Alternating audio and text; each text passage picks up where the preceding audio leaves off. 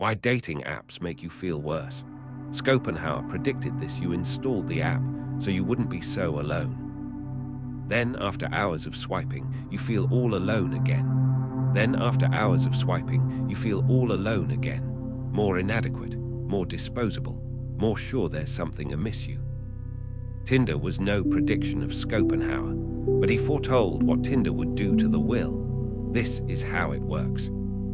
Dating apps grab the most vulnerable facet of the human experience, the want to be picked, to be seen, to have any effect on a particular person, and made it into a product.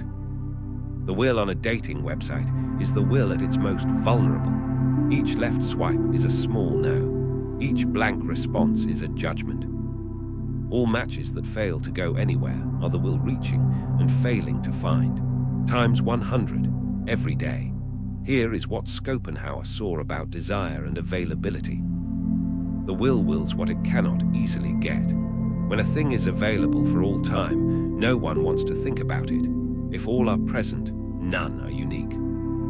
You never feel that you're important enough to keep when you're always finding new people. Dating apps didn't provide you with more connections. They took aim at the will, and each shot seemed less real.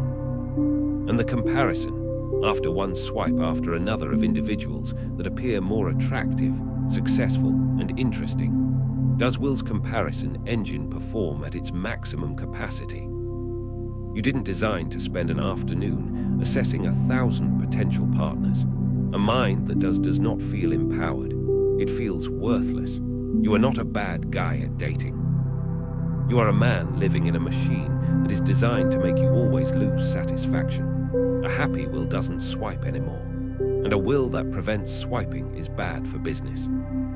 Become a member of Schopenhauer Lens, because clarity is its own kind of peace.